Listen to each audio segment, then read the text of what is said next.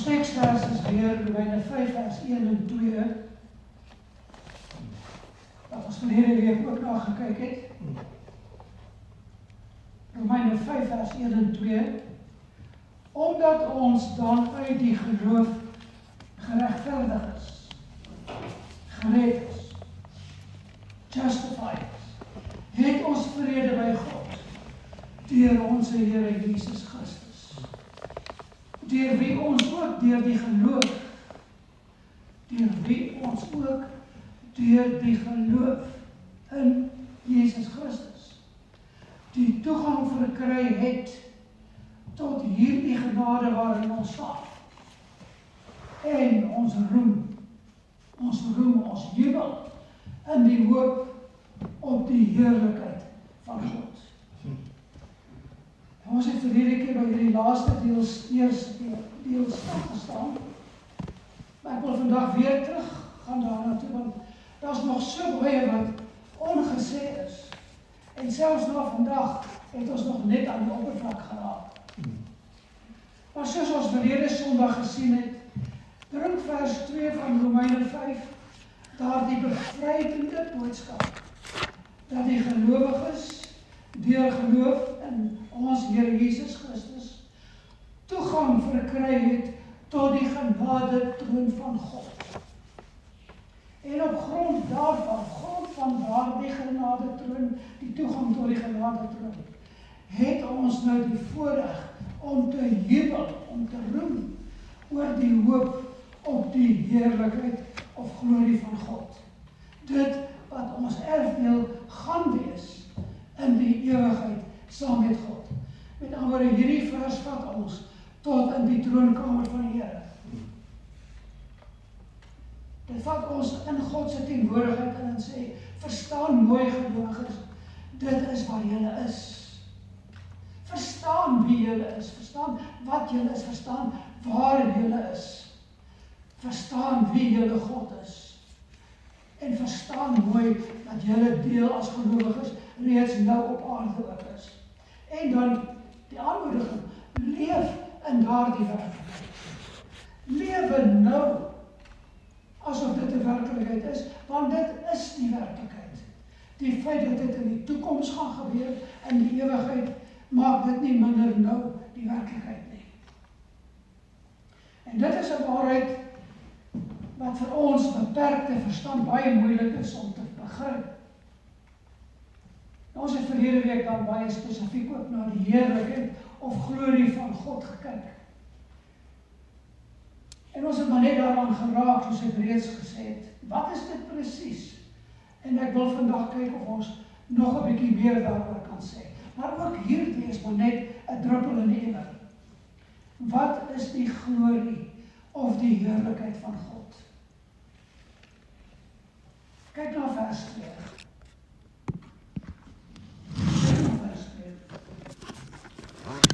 As regverdigmaking deur die geloof in Christus Jesus die toegang tot God verleen. En die genade van God die troonkamer vul waarin ons dan staan. Dan is die heerlikheid of die glorie van God die lig wat daardie troonkamer totaal vul, oorheers, sodat ons God in sy volheid kan aanskou. Nou ek weet nie of julle dit enigstens kan eers indink nie, kan begryp of kan verstaan nie. Maar dit is wat die woorde van die God se woord vir ons sê. Dat ons moet probeer verstaan dat God se teenwoordigheid vul die hele ewigheid. En dit word as 'n lig voorgestel. Dit is maar een van die baie maniere, maar is een van die maniere wat die meeste gebruik word om God se teenwoordigheid te beskryf. Ook wanneer hy met mense te doen kry. En dit is nou waarin ons op pad is vandag. Ons gaan so klein treukie gee op pad na die ewigheid om te probeer verstaan wat God se heerlikheid is.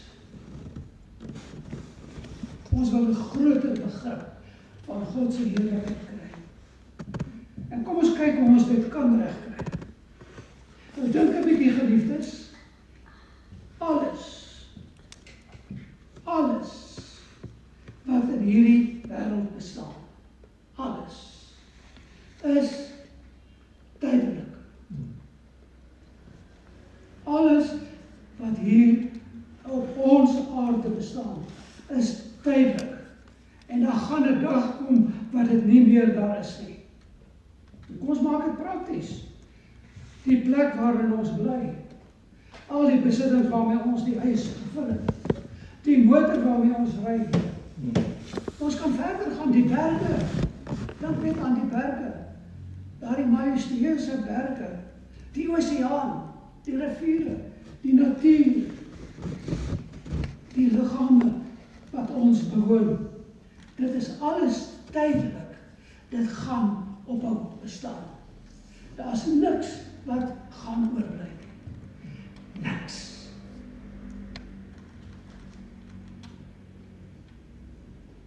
Met andere, alles wat ons nou ken en bewus van hulle bestaan is, dit gaan alles verdwyn. En dan vind ons in die Bybel 'n waarheid wat ons asemhoor weg te slaan. Want dit vertel ons van die tyd. En ek huiwer om die tyd te gebruik, want tyd is ook net 'n element wat gaan verdwyn. Tyd gaan verdwyn. Dis hoe ons van die ewigheid praat. Tyd kom tot 'n einde. Tyd het begin met die skepping van die aarde. En as ons na Genesis 1 gaan kyk, dan kry ons dit daar so spesifiek hoe dit beskryf word, hoe met die skepping tyd en spasie. En as daar spasie is daar dinge wat spasie vul. Dit het begin. Die skepping het begin toe God die woord gespreek het. Voor die tyd was daar niks. En dit gaan tot 'n einde kom wanneer dit alles verdwyn, ook tyd. Ondenkbaar om te dink, daar gaan nie meer tyd wees nie. Maar dit is wat ons uitsien na die ewigheid. Dit is wat dit beteken. Die woord ewigheid is ewig, sonder tyd, sonder perk, sonder maat. Daar's niks wat die ewigheid kan weet nie.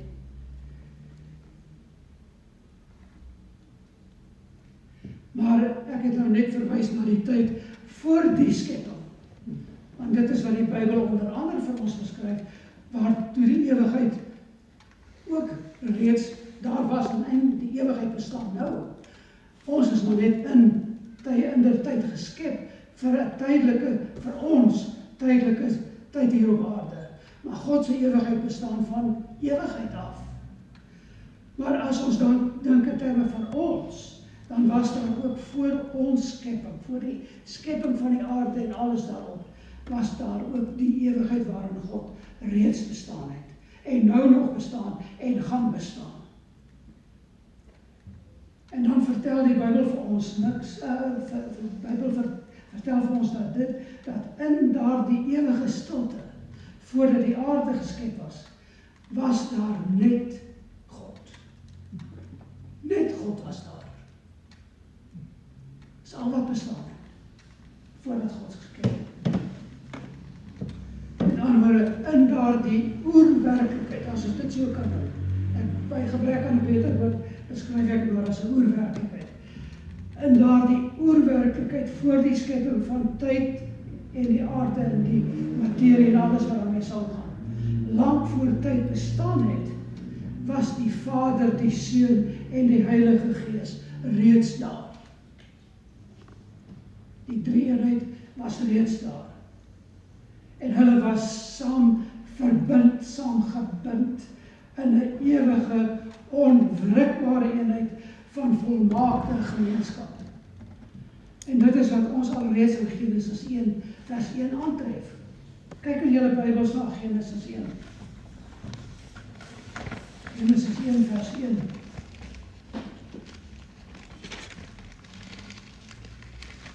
En daar staan dit. En ek gaan 1, 2 en 3 lees. En ek gaan daar lees van die drie eenheid waar daar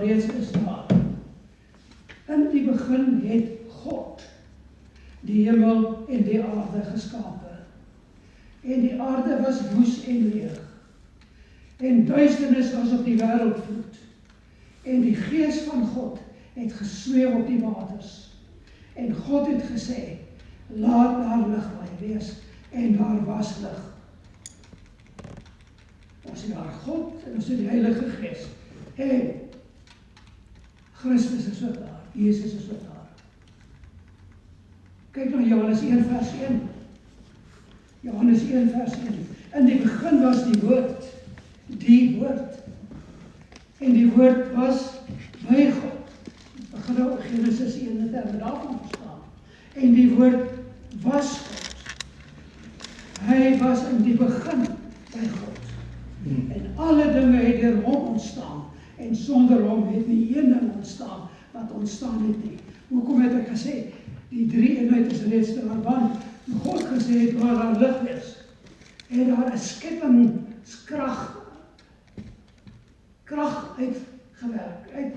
uitgeoefen. En daardie skepingskrag was Jesus Christus. Hy wat die woord was. Hy is die skepper van die hemel en die aarde en alles. Ons het God, die Heilige Gees, en Jesus as die skepping, maar ook die woord, soos Johannes so beskryf. So die drie eenheid is vanaf die begin vir ons gegee.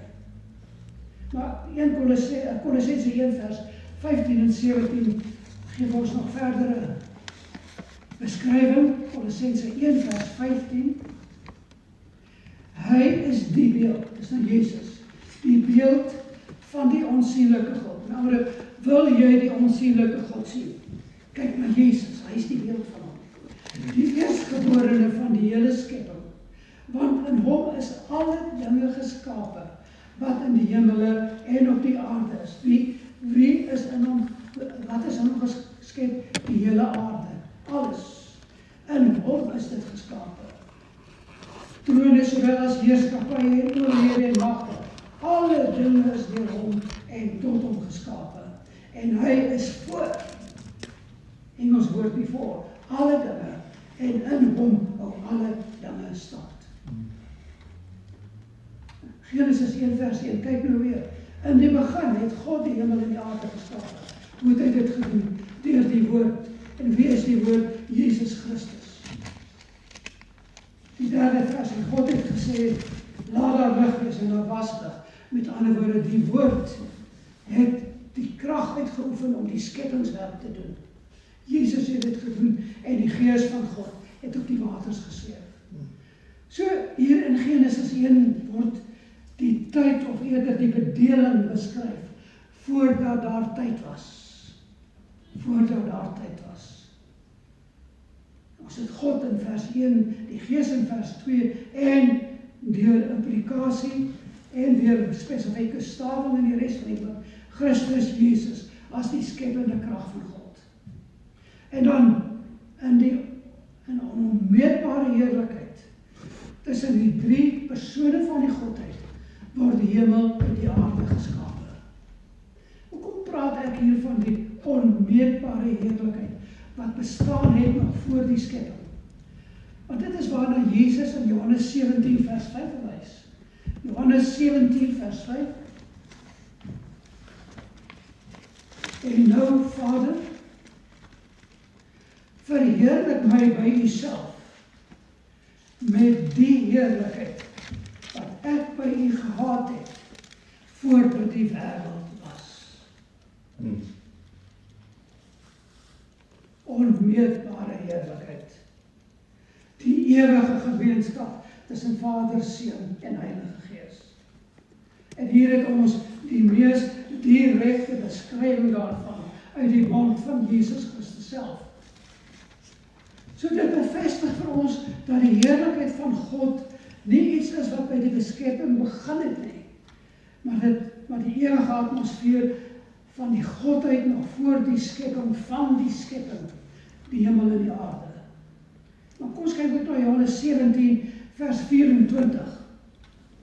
Johannes 17 vers 24. Vader, dis onthou hierdie is die hoë priesterlike gebed van Jesus, voordat hy die kruistog ondergaan het, die weg van die kruis geloop het. was dit sy gebed ter aanhore van sy disippels. En nou bid hy, Vader, ek wil dat waar ek is, hulle ook saam met my mag wees, sodat hulle my heerlikheid kan aanskou wat U my gegee het, omdat U my lief gehad het voor die grondlegging van die wêreld. Maar daar weer eens verwys Jesus na die heerlikheid wat die Godheid, die drie-enige God omring het, nog voor die wêreld bestaan het. So hierdie vers openbaar dat die heerlikheid die resultaat is van die ewige verhouding tussen Vader en Seun en die Heilige Gees. En dit is en nou sukkel ek om 'n woord te kry, dit is die gewig van hulle onderlinge verheerlikende, liefdevolle verhouding. Ek praat van gewig, maar ek kan nie dink aan watter entiteit, watter eenheid kan dit beskryf. Maar in terme daarvan meet mens heerlikheid. Hoe kan 'n mens werklik heerlikheid dan meet? Daarom praat ek maar terwille van 'n poging tot helderheid, van die gewig van hulle heerlikheid, die omvang van hulle heerlikheid, die mate van hulle heerlikheid, die gewig van hulle heerlikheid, die wese van hulle heerlikheid. En dit is wat Christus Jesus dan wil hê, dat gelowiges dit moet aanskou, maar ook deel hê daaraan. En nou kyk ons na Efesiërs 1 vers 4, Efesiërs 1, en ek kyk na enkele frases uit vers 4 tot 6, waar Paulus dan beskryf wie gelowiges is, en wie ons in God en Christus is, soos, en dan verwys hy na Jesus, soos hy ons in hom uitverkies het, voor die grondlegging van die wêreld, tot lof van die heerlikheid van sy genade. Efesiërs 1 vers 4 tot 6. Ek verwys net na enkele, wil net by die sleutelgedagtes. Soos hy ons in hom, in Christus, uitverkies het, voor die grondlegging van die wêreld, tot lof van die heerlikheid van sy genade. Nou, dink net daaraan, geliefdes. Dink mooi daaraan. Ons was reeds, kom ons sê so, gelowiges, ware gelowiges in Christus Jesus, wat gered is in Christus Jesus, was reeds genoem, was reeds bepaal, voor die aarde geskep is. Met ander woorde, elke gelowige weet, sy naam is deur God bepaal, genoem, op watter manier God dit ook al gedoen het, nog voordat die aarde geskep is. Wat maak het dan, of nee, dit behoort het vir ons makliker te maak, om te verstaan dat in die nie die tyd nie, dit wat bestaan nadat tyd tot 'n einde gekom het, daar die bedeling wat bestaan nadat tyd tot 'n einde gekom het, gaan ons naam weer waar wees, want hy is dan geskryf in die boek van die Lam. Ons het voor die grondlegging van die aarde, is gelowiges se naam bepaal. God het dit uitverkies, hy bepaal wie hy gaan red. Na die aarde en die hele tydsbestel tot einde gekom het, in die ewigheidsbedeling gaan ons name weer waar wees, omdat ons name in die boek van die Lam is.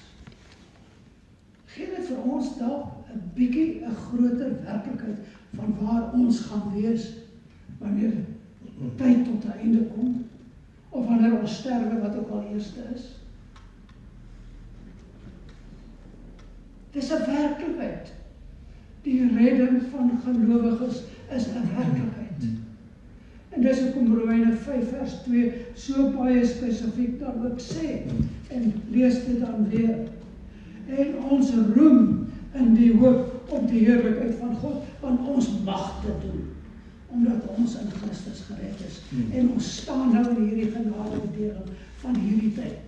Ons het dus in hierdie tyd, in hierdie lewe, hierdie bedeling van waar tyd bestaan, en staan ons in die genade van God. Maar wanneer hierdie bedeling tot 'n einde kom, is ons dan in die ewigheid saam met God. Hoe kan ek regtig dit met woorde beskryf? Hoe kan ons 'n begrip daarvan hê? Maar dit behoort vir ons te laat dink aan die sekerheid van ons redding. God het dit so bepaal voor tyd bestaan het. Hy het vir ons die genade bestel gegee terwyl tyd bestaan. En hy vat ons na die ewigheid toe, wanneer tyd tot 'n einde kom. En dan is ons vir ewig in sy teenwoordigheid. Sy teenwoordigheid wat die ewigheid vul. En ons is van daardie uitverkorenes wat saam daar gewees.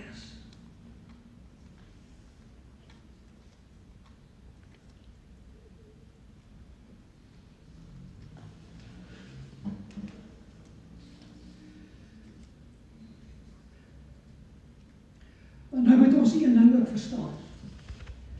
God se ewigheid en God se heerlikheid is vir ons onbeskryfbaar.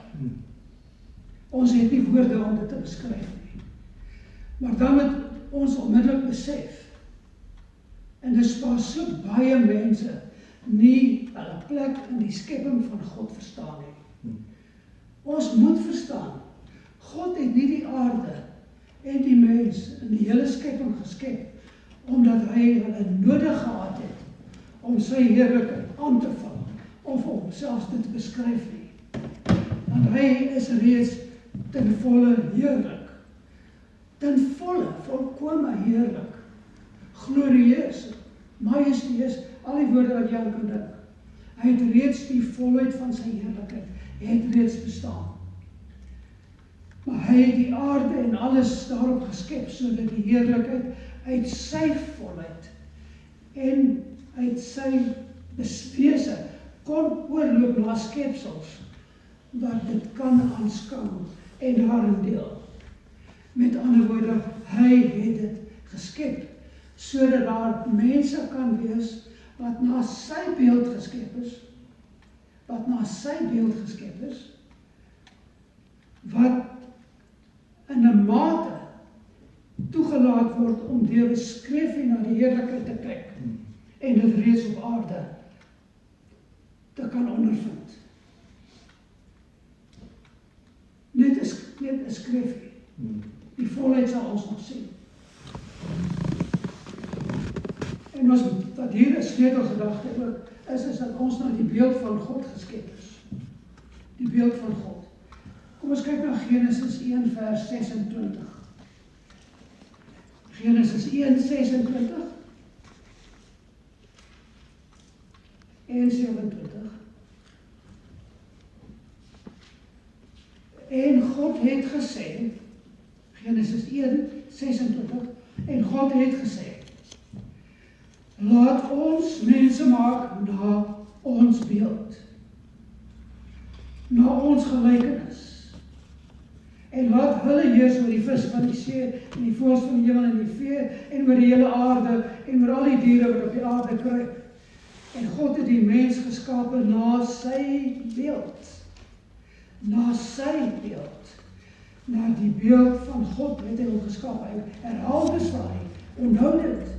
Na die beeld van God is die mens geskape. En dan, man en vrou, het hy hulle geskape. Wat dan ook hierdie groot debat van ons tyd vir ewig woord te besweer.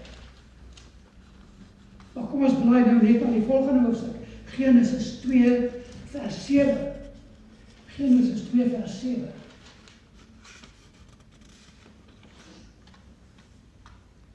En die Here God het die mens geformeer uit die stof van die aarde en in sy neus die asem van die lewe geblaas. het dan die mens 'n lewende siel geword. Goed, ons verstaan nou wat daar gebeur het. Gaan nou weer na Johannes toe. Genesis en Johannes is so in mekaar geweef, en as het daai twee boeke, veral die eerste 3 hoofstukke, maar ek kan ook wel verder gaan tot die 12de hoofstuk, maar as ons die eerste 3 hoofstukke van Genesis en Johannes saam lees, dan kry ons so 'n geweldige besef van die skepping en van die mens. Johannes 4, vers 24. Onthou wat het in Genesis 2 nou gestaan. Die Here God het die mens geformeer en die stof van die aarde en in sy neus die asem van die lewe geblaas. So het dan die mens 'n lewende siel geword. En dan sê Johannes 4 vers 24, God is gees. En die mense wat hom aanbid, moet hom deur die gees en in waarheid aanbid. Wanneer ons nou hierdie 2 skrifgedeeltes langs mekaar sien, dan sien ons die groter prentjie. Dit behoort vir ons 'n beter verstaan te gee. Want die woord vir asem in Hebreëus is neshama. En dit beteken nie net die lug nie. Dit is 'n lewegewende krag wat direk van God afkom. 'n lewegewende krag wat van God afkom. En omdat God gees is, en hy sy asem in ons geblaas het, is daar nou tussen God en die mens, bo alles in die skepping, is daar 'n verband, 'n konneksie, 'n verbintenis met God. Daarom moet ons verstaan, as ons, die mens, die uitverkore een wat gered is, en saam met God in die hemel is dit omdat ons van sy hele skepping sy gees ook ontvang het. Want geen dier kan gered word nie. Vis of voël of enige lewende wese het die vermoë of kan gered word nie, omdat God nie vir hulle die vermoë tot redding gegee het nie. Hy het dit alleenlik aan die mens gegee. God het nie sy eie asem in hulle geblaas nie. Hy het vir hulle wel asem gegee, maar nie sy eie asem, sy eie gees nie. En dit maak die mens dus uniek. So wanneer Jesus in Johannes 4 dan sê, dat God gees is, en dat ons hom in gees moet aanbid, en in waarheid, herinner hy ons eintlik aan ons oorsprong, want ons is gemaak om gees te hê, om met God te kan kommunikeer. Van alle wesens kan ons met God kommunikeer, en hy met ons. Ons liggame is van die stof van die aarde, dit is die fisiese, maar ons lewe, ons geestelike lewe, kom van God se gees. En dit is dan die werklikheid van waarin ons bestaan. So ware aanbidding gebeur wanneer God se gees en ons gees ontmoet. En dit is wat die oomblik van redding van getuig. Dat wanneer ons gered word en ons redding in Christus Jesus ontvang, dit is die oomblik wanneer ware aanbidding begin. Wanneer ons gees met God se gees kontak maak. En dit is wat Johannes 5 vers 2 vir ons sê. Romeine 5 vers 2 sê dit. Deur Jesus Christus het ons ook deur die geloof toegang verkry tot die genade waarin ons staan.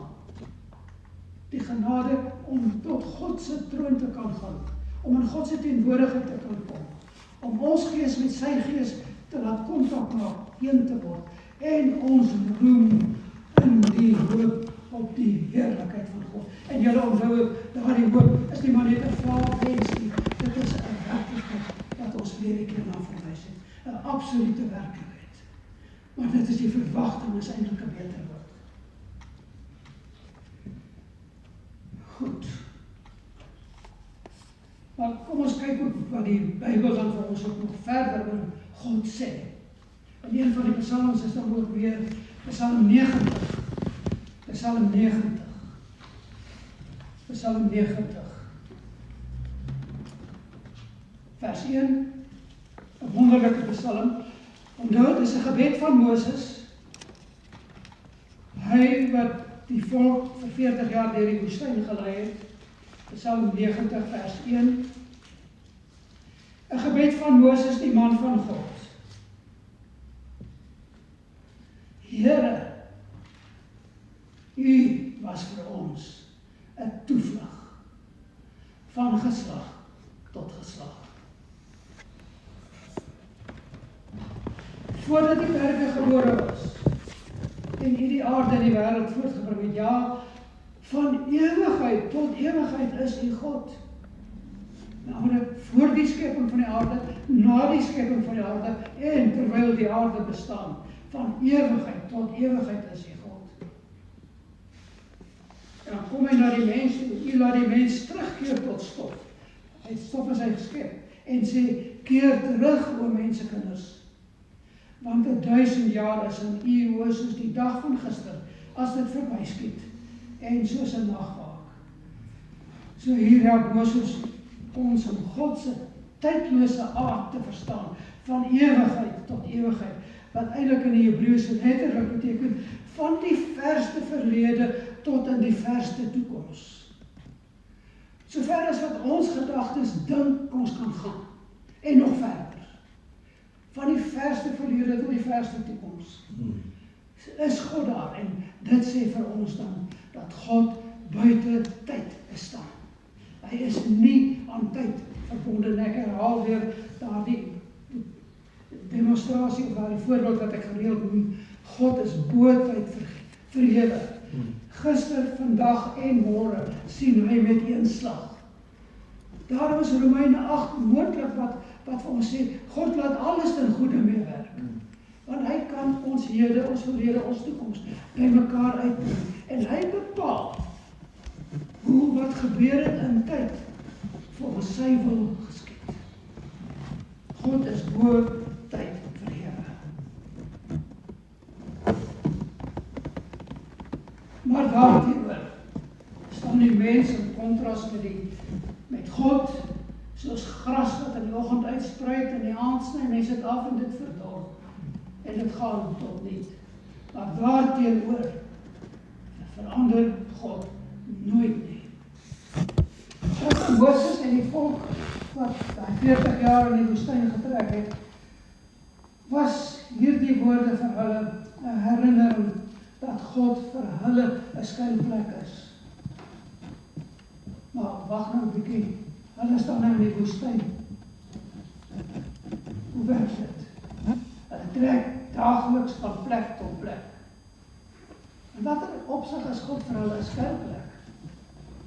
Sy teenwoordigheid is vir hulle dan 'n skuilplek.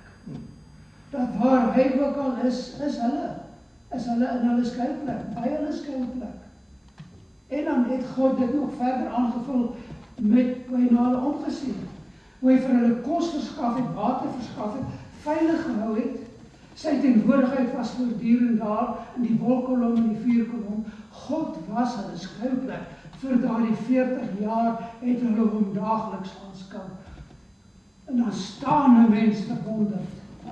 Maar terselfdertyd erken ons die mens wat ten spyte van 40 jaar van getroue daaglikse aanskouing van God, Israel nogtans afgewyk het van wat God vir hulle beplan het. Moet ons dan verwonderd staan oor ons swakheid?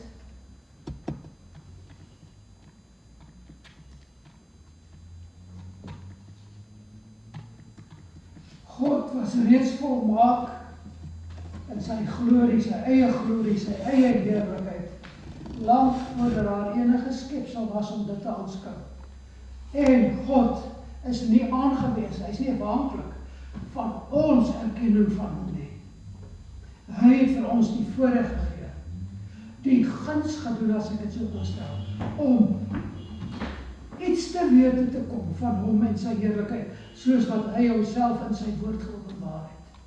Dit is sy guns aan ons, sy genade aan ons. Want een boodskap wat hoe alles bestaan, is dat God is die bron, die oorsprong, die aard van alle bestaan. En hy het in sy eie volle heerlikheid geskep, soos hy dit gewil het, volgens sy eie raadsplan. En net soos dit alles begin het by hom, uit hom ontstaan het, gaan alles dan eendag tot niet gaan, behalwe daardie mense, die geeste van daardie mense, die siele van daardie mense, wat hy bepaal het, wat na hom toe kom. Uit die hele bestaan van die aarde, is die gelowiges, geliefdes, is die gelowiges waarlik in die volheid van die woord uitverkorenes om saam met God te wees.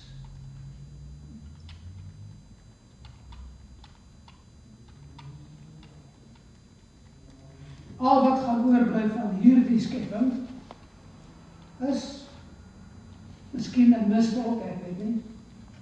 En dit gaan soos mis voor die son verdwyn. En al wat gaan oorbly is God in sy volle heerlikheid. Asook dan die wat hy uitgekies het om in 'n verhouding met hom te lewe vir ewig. Kan ons dan verstaan dat ons as gelowiges waarlik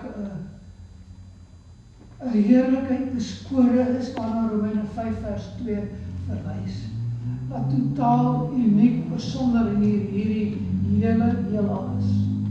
En as ons dan nou kyk na die gelowe rondom ons, en ons kyk byvoorbeeld na daardie geloof van die dood, die moslim geloof, wat op die dood gebaseer is en totale onsin verval is. Kyk hoe staan ons as gelowiges daarteenoor. En laat ons dit besef en laat ons dan in die werklikheid afleer. En wanneer die Bybel praat van God se heerlikheid, is die woord wat gebruik word kabod. Ek het dit verlede keer ook genoem, wat swaarte of gewig beteken. Dis hoekom ek gepraat het van die gewig van God se heerlikheid. Die gewig van God se heerlikheid, die swaarte. Weereens, ons het nie 'n woord wat daarvoor kan bestaan nie. Dit is die maatstaf waarteen dinge gemeet word. En wanneer ons dan iets kosbaar wil meet ons dit daarteenoor. En dink dan aan hierdie wêreld waarin ons woon, wat ek reeds genoem het, ook in my gebed. Ons lewe in 'n polistireen lewe, hierdie lewe is maar 'n polistireen lewe, wat soos niks verkrummel. Maar as ons dit dan sien teenoor die gewig, die swaarte van God se heerlikheid, is dit waarlik niks. Is dit nie eers werklik 'n mis, soos 'n mis voor die son nie. Daar's geen substansie in hierdie dinge nie.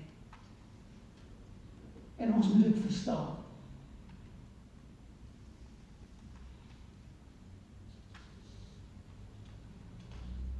Maar dan is dit tog vreemd dat die mens veg en selfs moord vir hierdie dinge, vir die dinge van hierdie wêreld, vir hierdie wat alles polistireen is. En dan moet ons mooi verstaan, alles gaan verdwyn. Ek het reeds genoem die berge. Maar dink net wat alles in die berge en in die aarde opgesluit is. Die twee swaarste metale wat daar bestaan is goud en osmium. En wat dit gaan wegsmelt, soos water. Nou reg ons water dan. Dit is so kosbaar, maar dit gaan verdwyn soos niks. 2 Petrus 3 vers 10 sê ons, en die elemente, ook goud en osmium, sal deur hitte vergaan en smelt, en die aarde en die werke wat daarop is, sal verbrand. Niks hier op aarde, geliefdes, het gewig nie.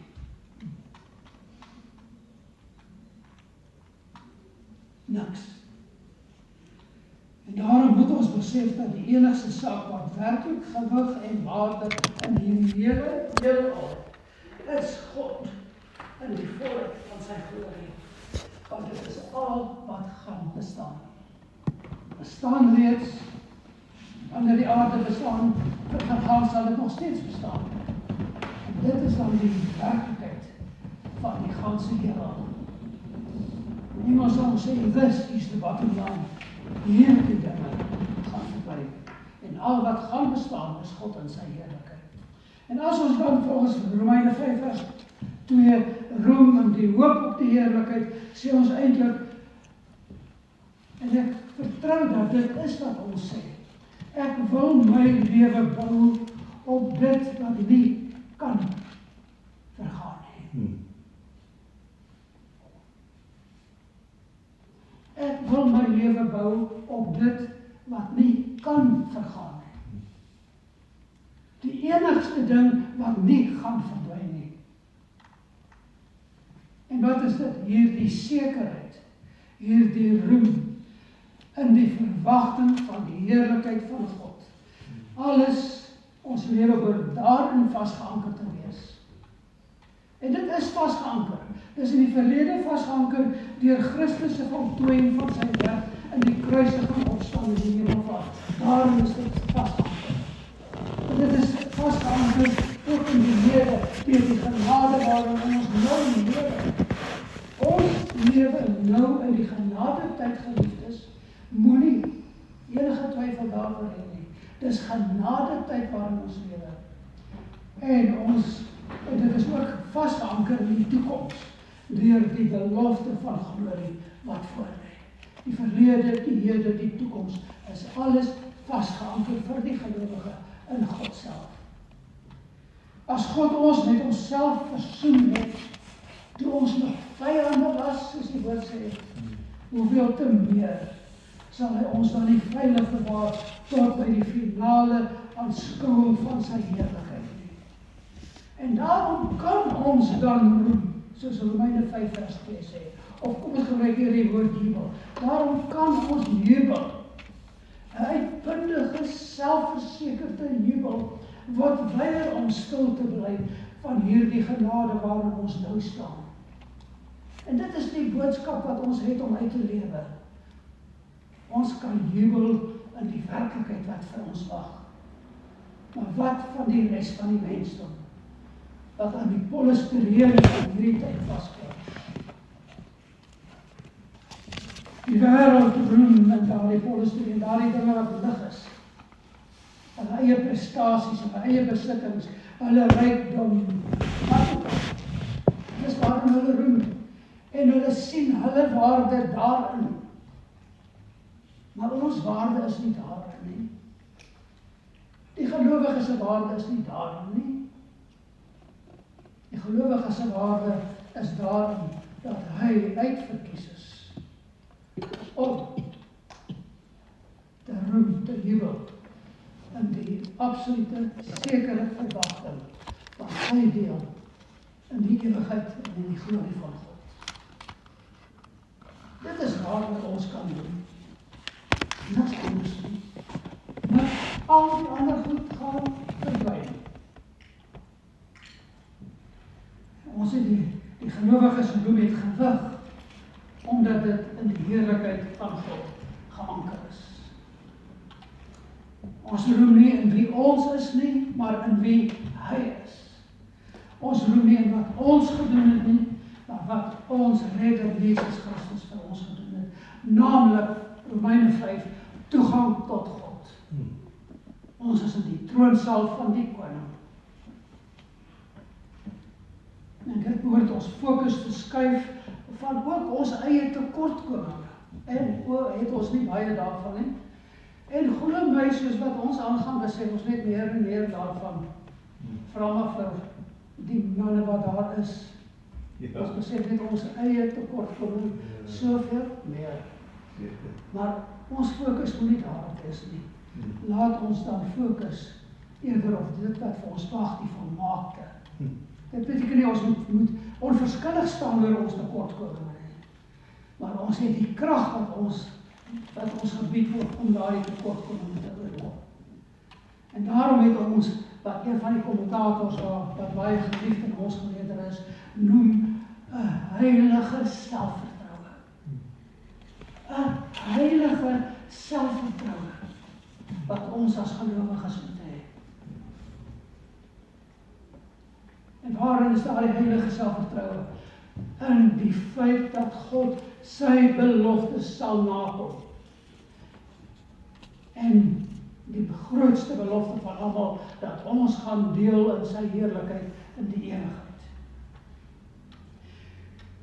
Kom ek probeer dit saamvat tot hier. So as ons dus in die hoop op die heerlikheid of die vaste verwagting op die heerlikheid roem, dan sê ons vir die wêreld en ons sê vir ons vyande, my toekoms is nie op die weegskaal nie. Dink julle daaroor? My toekoms is nie op die weegskaal nie. My bestemming is nie 'n raaiskoot nie. Dis nie as ek met 'n veerpyl op die wêreldkaart gegooi het en ergens getref het nie. My bestemming is nie 'n raaiskoot nie.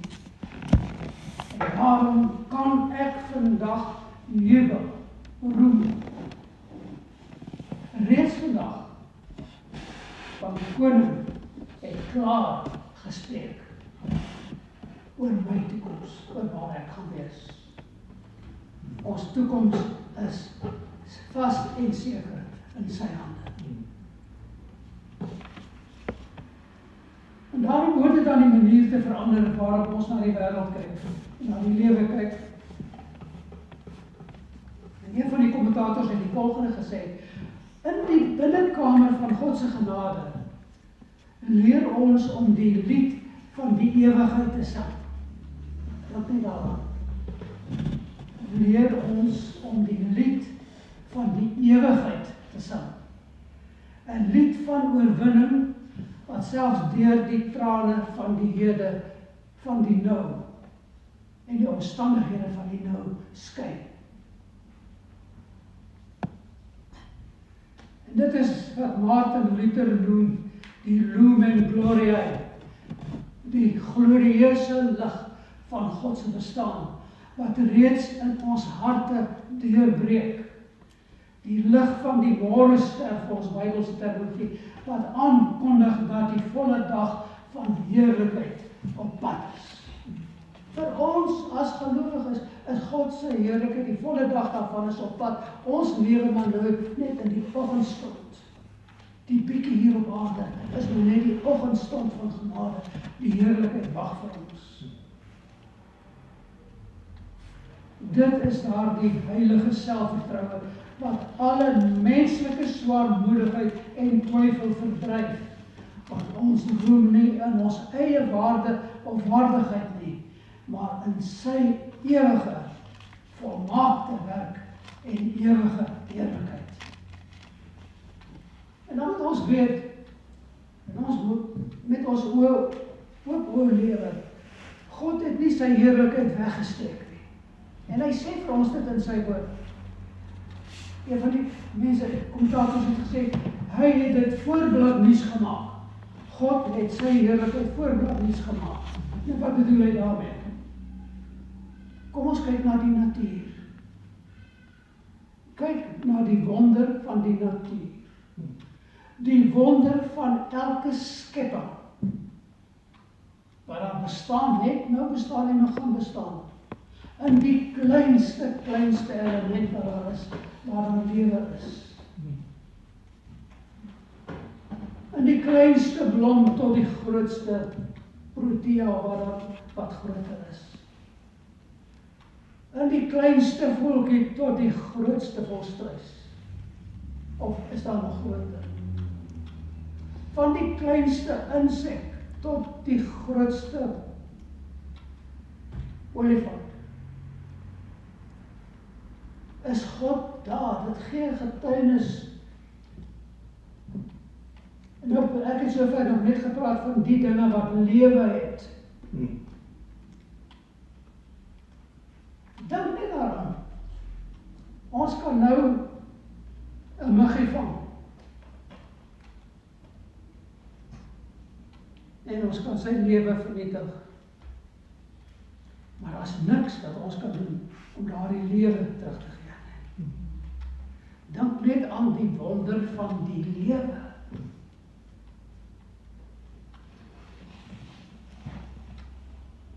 Wie gee die lewe? Dit is God. sê God het sy skepping en sy vermoë, sy heerlikheid op die voorblad van die wêreld geplaas in die natuur, en wanneer 'n mens na die natuur kyk, behoort hy God te sien. Want ons kan dit nie doen nie. Niemand kan lewe gee nie. En dan kom hulle nou met die grootste skepping van kunsmatige, wat is dit, KI, Engelse AI, kan niks lewe gee soos God lewe gee nie.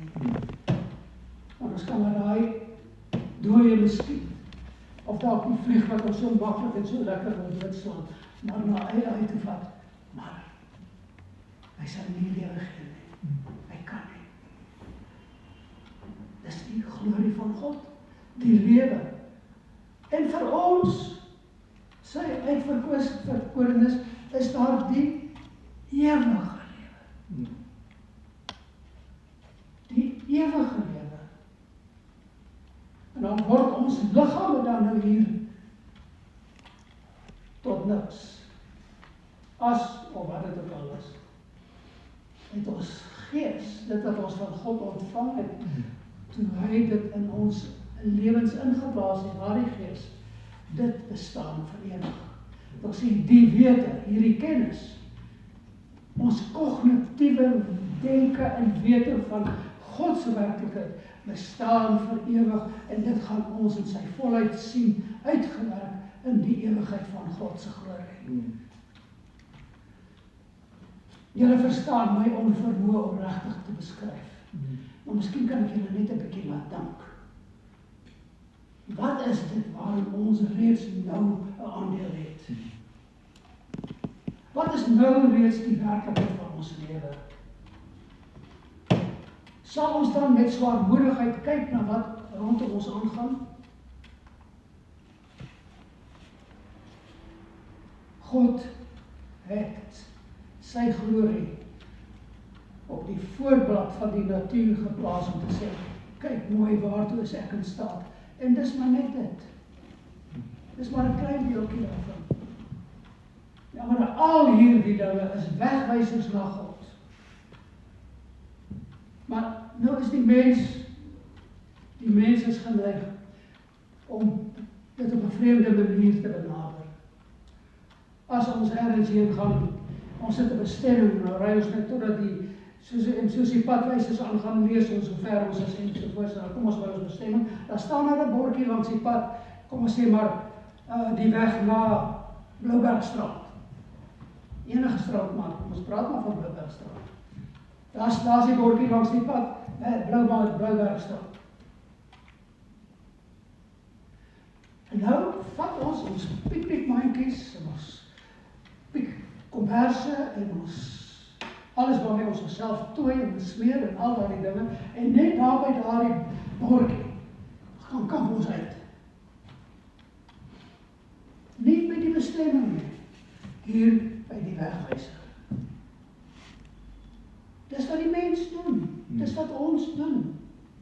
Ons kamp by die bordjie wat sê dis die pad na God.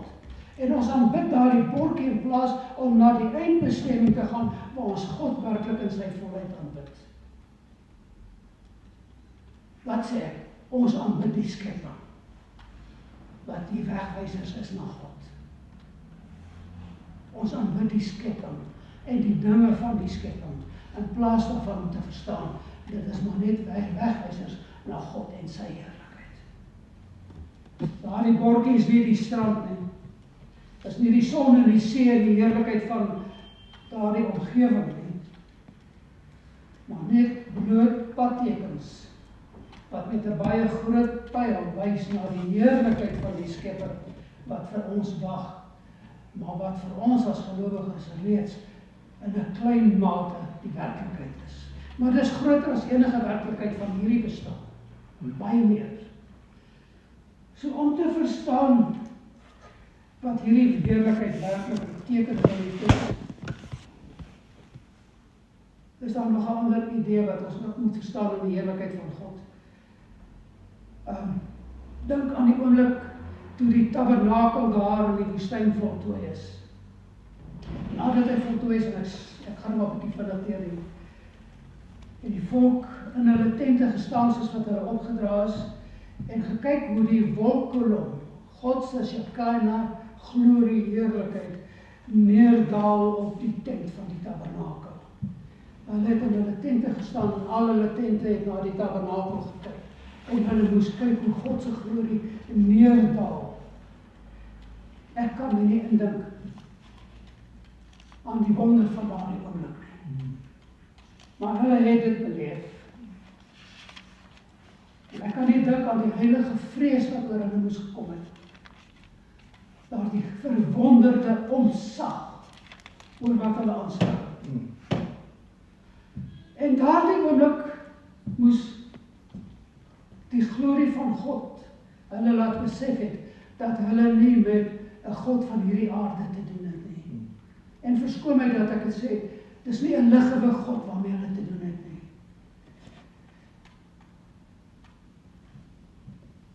Want wat ons ook weet, is dat Moses kon nie eers ingaan nie, as gevolg van God se heerlikheid, wat dit geval het op daardie stadium. Maar dit was dieselfde met die tempel. Toe die tempel in Jerusalem ingewy is, het presies dieselfde gebeur. Ek wil net sê, in Exodus 40, vers 34 en 35, staan daar toe die wolk van die tent van samekoms, die wolk het oordek, en die heerlikheid van die Here het die tabernakel gevul, sodat Moses nie in die tent van samekoms kon ingaan nie. Dieselfde in 1 Konings 8 vers 11. 'n korte weergawe, want die heerlikheid van die Here het die huis van die Here vervul. Dit was God se manier om vir sy mense te sê, ek is hier, ek woon by julle, maar ek is so heilig en heerlik, dat julle my teenwoordigheid nie regtig kan hanteer nie.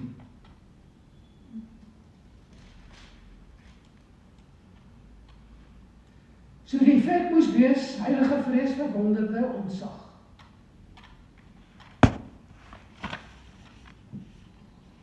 Maar nou bestaan daar die tabernakel nie meer nie, en die tempel bestaan nie meer nie.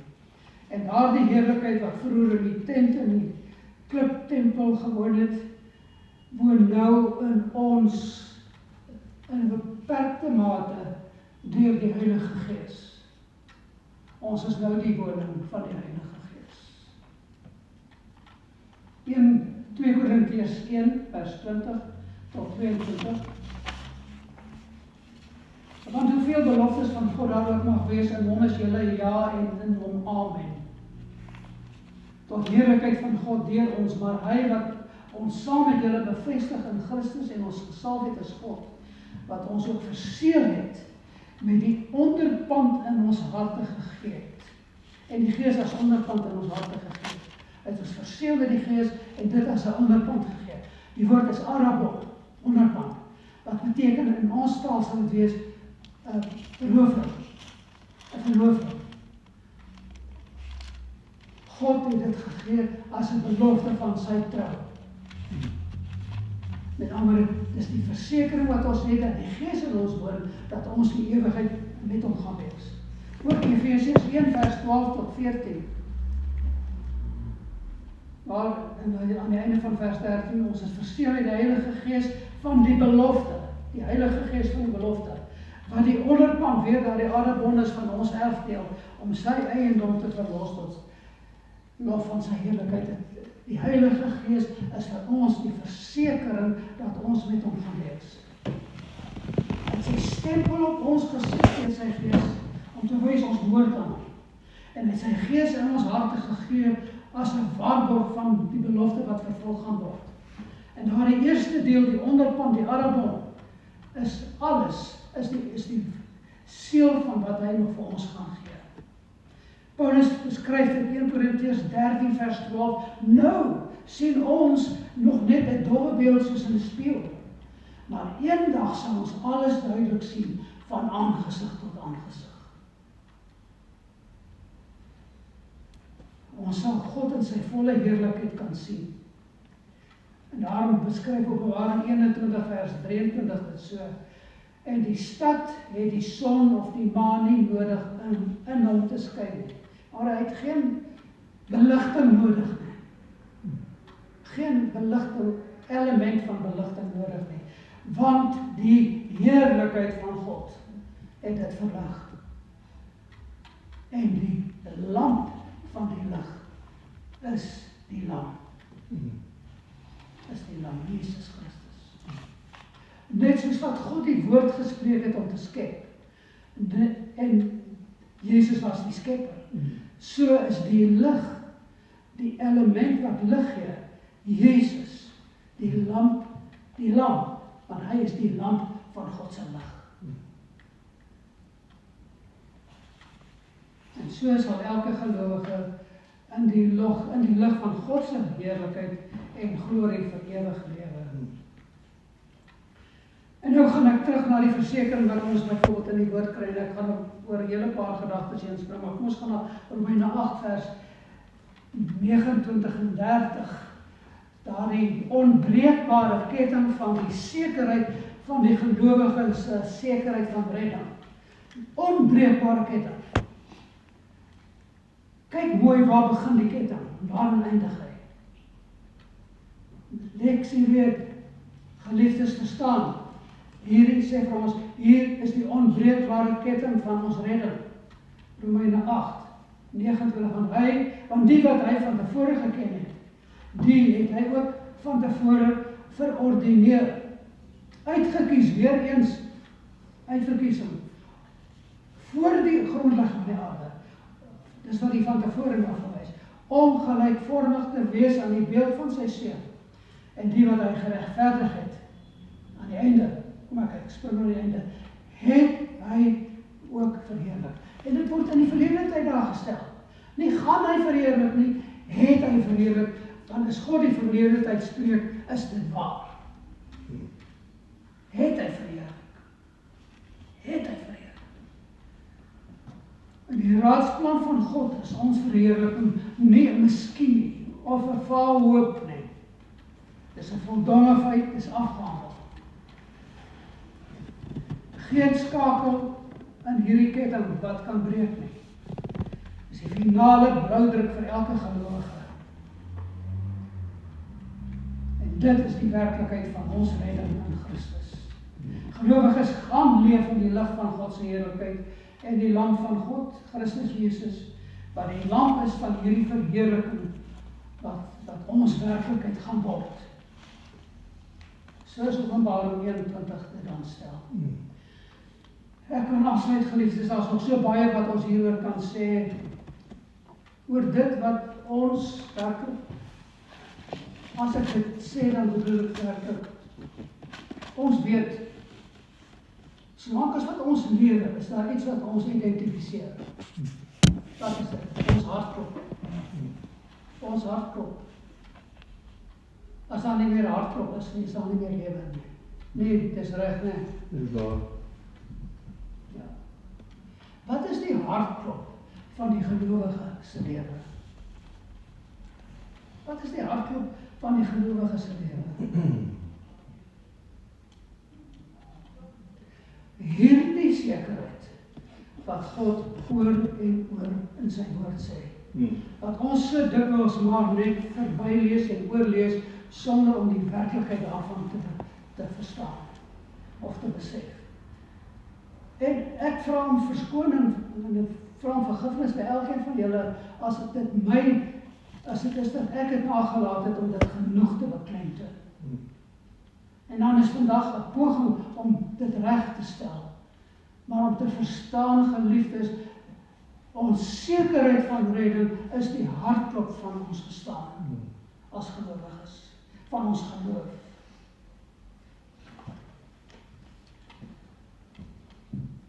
En dan is daar iets wat ek nog gaan oorskryf na volgende keer, want dit gaan dit goed daarin pas, naamlik te midde van hierdie werklikheid van die werklikheid van ons geloof, is daar 'n ander werklikheid en dit is die Golgotha beginsel.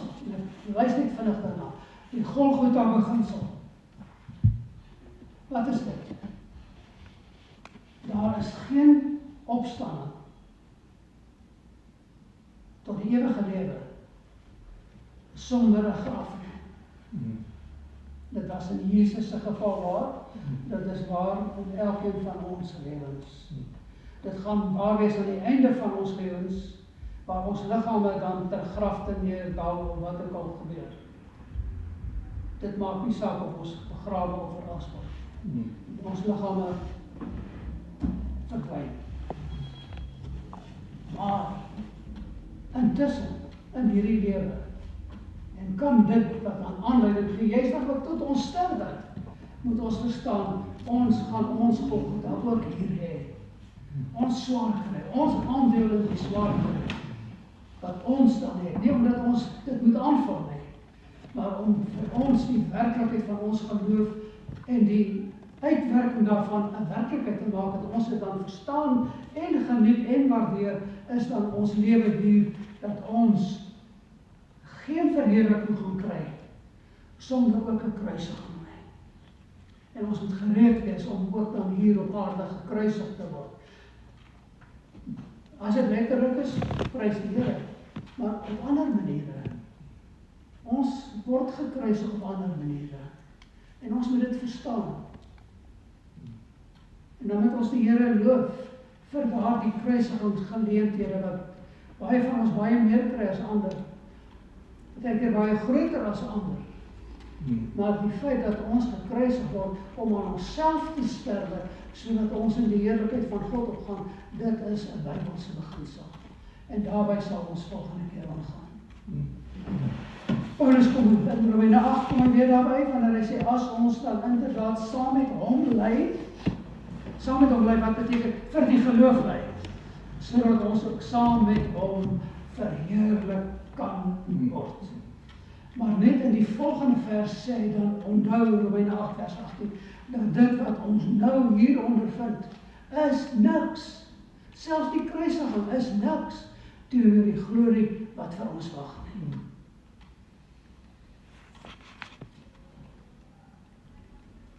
En ek kan nie nalat om dit te doen nie, ek vergeet dan nog een gedagte.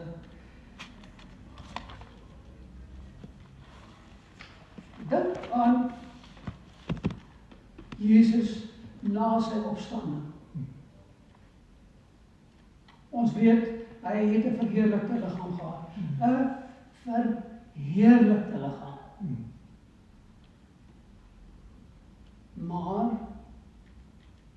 Maar daardie wonder was nog steeds sigbaar.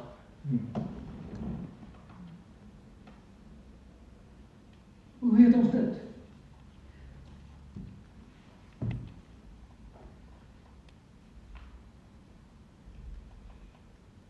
Daardie wonder wat hy kon wys, sy die spykerwerke op sy hande, die wond in sy sy waar Thomas sy vinger kon indruk. Wat was dit? Hoekom was dit daar? Ons kan dit so verstaan, geliefdes, dit was die vensters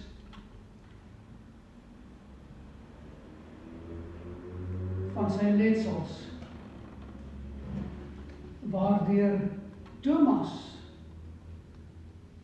hom kon herken.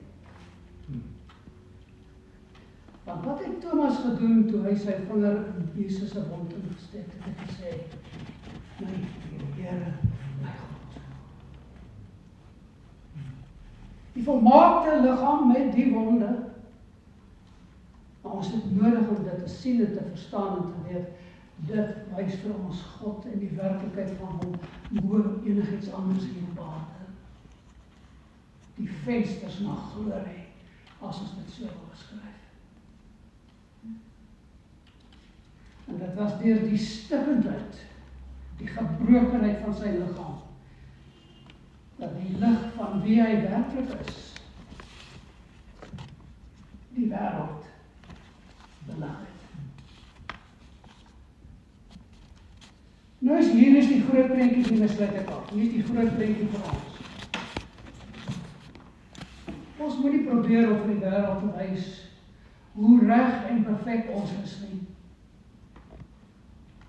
En ons moet nie dink dat die mense ons sukses en ons sterkpunte moet sien, sodat God daarvoor geprys kan word nie.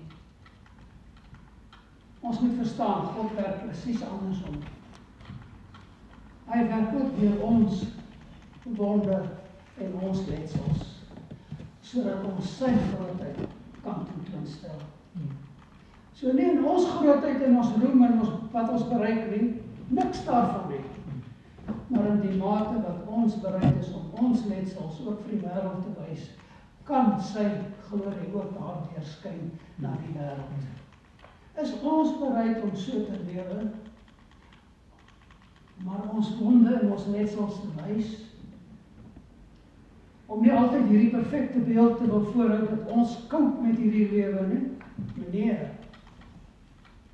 Ons moet bereid wees om ons swakheid, ons letsels, ons seerkry, ook vir die wêreld te wys en te sê, die glorie van ons God skyn hierdeur, want hierdie is dit wat hy aan my doen, ten einde my te maak, om beter te verstaan wie hy is en wat hy vir ons gedoen het. Maar sy glorie gaan deurskyn.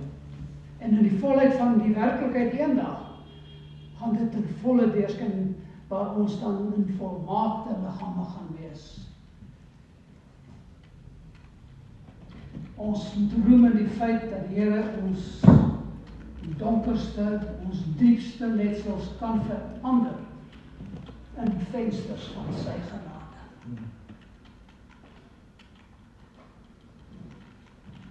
Daarom geliefdes, omdat ons deel gaan hê in daardie heerlike, verheerlikte lig, laat ons dan bereid wees om hier op aarde ons lig te laat skyn. Ook deur ons wonde en ons letsels. Dit is waarvoor ons geroep word. Nie ons krag nie. Nie ons prestasies nie. Nie dit waarop ons doen nie. Maar ook in ons swakheid en in ons seerkry. Daardie wonde wat ons hier op aarde opdoen. Elke groot gebeurtenis in jou lewe wat vir jou traumaties en alles was. Daardie klein wondjies van jou geliefdes jou aandoen, maak nie saak watter wond dit is nie. Laat God se glorie daardeur skyn na die wêreld om God se heerlikheid te laat skyn. Om vir die wêreld te wys, jy is nie hierdie wonderlike perfekte mens nie. Jy is in jou gebrokenheid. Is jy 'n kanaal van God se liefde en genade na die wêreld waarvan hy ons geskep het. Amen. Amen. Ons dank U, Vader, vir hierdie groot genade waarom ons kan staan. En ons loof U dat U ons daarvoor gekies het. En dat U nou ook op hierdie oomblik deur ons werk en nog vorentoe gaan werk tot en met ons sterwe of tot en met U wederkoms. En wat ook al eerste is, Here, ons sal U ook daarvoor loof. Want ons kan dit doen omdat ons roem die werklikheid van ons hoop op die heerlikheid van ons almagtige hemelse Vader. En ons dank U daarvoor in Jesus se naam. Amen.